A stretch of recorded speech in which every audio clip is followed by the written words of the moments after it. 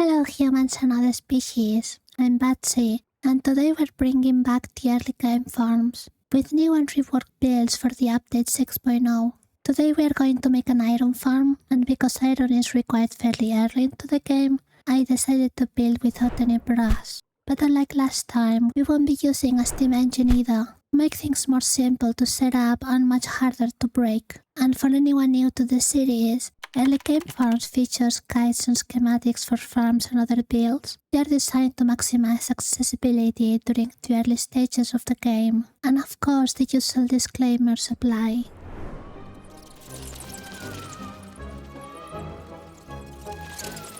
For this farm I decided to go for a single drill that runs at half the speed of a single millstone. The reason for that is because a millstone needs to run at roughly twice the speed of a drill to keep up with the rates.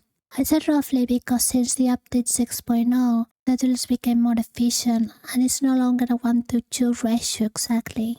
I also went for some water wheels since the power requirement of the farm is really low, and I did mix both small and big water wheels.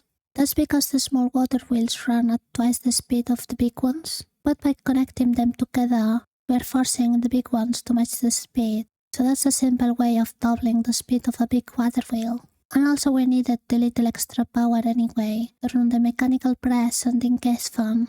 The last feature worth mentioning before getting to the building is the fact that we are using a couple of toolboxes. A cool thing that we can do is that if we fill up the slots of a toolbox, even if we remove all of the items, the filters of each slot remain there.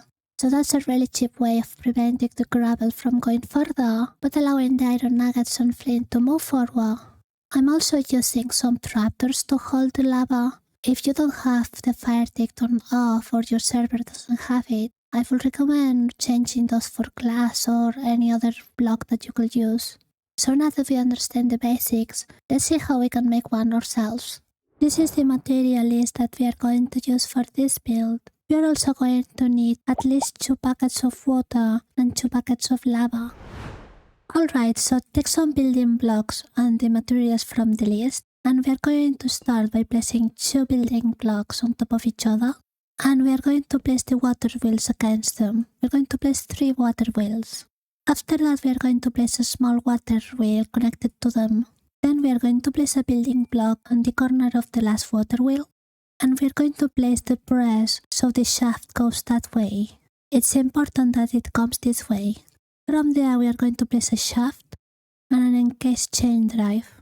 We can remove the building blocks, place a shaft on the water wheels, and place another one on the encased chain drive, and connect them together with a belt. Underneath the press we can place the basin already. Make sure it's underneath the press. Here we are going to place a gearbox underneath the basin. We are going to place a shaft next to it and another shaft next to that one. Now we are going to connect both with a belt, and that's going to be the output of the basin.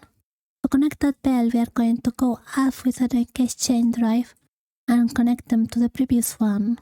Here we are going to connect a couple of shafts next to it, and we are going to connect those with another belt. Pointing towards this belt we are going to place a hopper, and to make sure the hopper looks connected to the belt.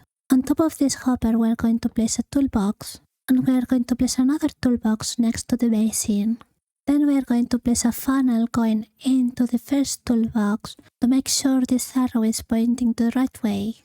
Then another funnel pointing into the second toolbox, and again to make sure the arrow is pointing the right way. And lastly another one that points into the basin.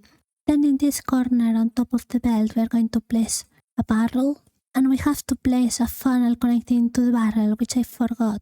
So let's remove this shaft for a second. Let's place a funnel connected to the barrel. This one is not going to have an arrow because it's on top of belt. But now that it's connected we can place the shaft back into place. And we can also remove this block of amethyst. Or your building block, I guess.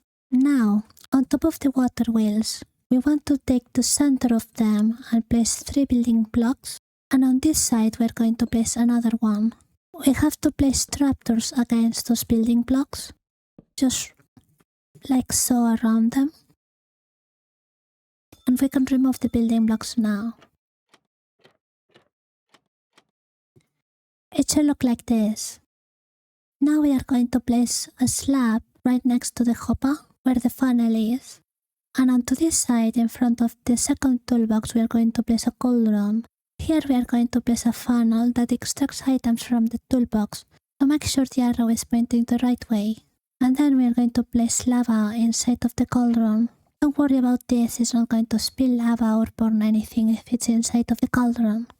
And to finish this section, we want to place another slab on this position right next to the water wheel, to make sure it's one block underneath the water wheel, because the water is going to flow this way and it needs to reach the water wheel. To wash the gravel, we are going to use an 𝐋𝐢𝐬𝐬 fan pointing towards this funnel, and to make sure it's pointing this way. To connect this 𝐋𝐢𝐬𝐬 fan, we are going to place a gearbox behind it, and on the water wheel we are going to place an adjustable change gear shift. Then connected to it, we are going to place an 𝐋𝐢𝐬𝐬 chain drive. This is going to give a fairly low power to this 𝐋𝐢𝐬𝐬 fan, which we don't really care at what speed it's running. On the other side, we are going to place an 𝐋𝐻 chain drive pointing upwards, and right next to it, we are going to place a redstone block. This is so it powers the adjustable change gear shift, and this is going to double the speed of everything else connected. It could be a lever, but this is more reliable in case water flows or whatever happens. This redstone block shouldn't break. So in this chain drive, we're going to place a big cogwheel, and then on top of the redstone, we're going to place a small one. Then we block the shaft with a casing. We're going to double the speed again by placing another big cogwheel on top of the small one, and a small one on top of the casing, just like so. Here we're going to speed up things one last time by placing another adjustable change connected to another chain drive. To power this one up, we're going to place again another block of redstone right next to it. Here we're going to place a gearbox, and right next to it we're going to place a clutch. This one will have a lever because we have to turn the fan on and off when we want to. Then we connect a vertical gearbox next to the clutch, and underneath the gearbox we are going to place a large cogwheel. At the side of the cogwheel we are going to place a slab. This is where the lava is going to go. And aiming at the slab we are going to place the millstone. This is going to be connected diagonally by this large cogwheel. Then we are going to connect a chain drive underneath, and another one at the side pointing this way. Then we can place cobblestone on top of the millstone as placeholder, and we can place a drill aiming at that cobblestone to make sure it's pointing the right way. Now we can power up the drill just by connecting some shaft from the 𝐋𝐻 chain drive underneath to the drill upwards. And that will be almost it. We have to set up a couple of more things. First we shall turn off the fan just in case.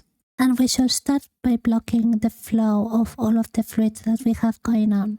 So first, here is going to go water, so let's block that one. We'll have lava here, so let's block each of the sides. This is where the lava goes, so make sure if you don't have fire tick off to place glass or cobblestone or whatever. Then we have down here where the funnel is, we have to place a couple more of those. That should prevent any of the fluids from spilling over. So first we can aim at this funnel and waterlock it. Then we have to place one on the drill, just aim at it. Then the lava right next to it. And lastly we have to place water here. For this, to make sure you're not aiming at the trapdoors, otherwise you're going to have the water flowing the other way. So make sure you are aiming at the water wheel. And just place them on this side. This will immediately spill over and also pour up the small one. So the last thing we have to do is take some flint and some nuggets, and we have to fill up the filters. So in the first toolbox we need to at least one of these slots with iron nuggets, and at least one of them with flint. It doesn't matter if the rest of things are whatever you want. Just make sure that they are empty and there is at least one of iron nuggets and one of flint. Same goes for this toolbox, to make sure all of the slots are flint, or at least one is flint and the rest are just random placeholders. And I almost forgot, but of course we have to place a funnel into this one, into the millstone, otherwise we won't be outputting any gravel. And that also helps to prevent the water from up here to spill over. But now yes, now we can turn on the farm. and we should see nuggets in no time. I had that one running for an hour, and I managed to make 43 ingots, which is not going to be always that amount. It could be 40, it could be 50, it depends. But on average 43 will be quite good, especially for how low cost this farm is and how quickly it is to set up. I have been recording for 10 minutes while building this, and even though I was explaining stuff as I was going, so it's quite quick to build. But we have already 2 iron nuggets, a third one. But yeah, it will slowly build up, it will slowly make ingots, and that's basically it for the farm. Now if you're going to use the schematic instead of building it, I'm going to explain really quick how to use the schematic and how to set it up, which is going to be really easy. So as usual, we are going to place the schematic wherever we want in the wall and just use a schematic cannon to build it into place. So once the cannon is done, get some water, get some lava, the nuggets on the flint. First I will start with the toolboxes. Like before, we want at least one of these slots to be iron nuggets and at least one of these slots to be flint. And the rest of them, either fill them up with placeholders that are not gravel, or better just fill them up with flint and iron nuggets. For the other toolbox it's just the same. Fill it up entirely with flint, or at least have one flint and placeholders that won't break the farm. In here we can start by filling up the cauldron with lava. Then we can place water pointing at this encased fan. Next more water aiming at the drill, and a lava on the spot next to it. Lastly we have to place the water on top of the water wheels, and to make sure to not aim at those trapdoors or the lava will flow the other way. Pointing at the water wheel, just fill up the water on this side only, don't place them on this side. That will instantly make the small water wheel also turn on. And that's basically it. The farm is already running, so all we have to do is turn off this clutch and it shall be ready to go. There are of course few things that could be improved here and there, but I'm quite proud of this farm and I think it should be fairly reliable. It's hard to imagine the schematic is going to break too much. I think I have prevented most of the normal issues the schematics have. And sure, it could be made smaller and all of that, but I had few requirements like having a clutch on the farm. I did wanted to have that. That made this connection be a lot weirder, but because of the clutch it turned out a bit weird. Overall, I think it's a good farm. I'm quite proud of this one. And hopefully you all enjoy it too and you all use it and it becomes really useful for all of you, at least for the early stages anyway. But thank you so much for watching, and if you have any suggestions for other early game builds that I could do, let me know in the comments down below. Until then, I'll see you in the next one. Bye bye!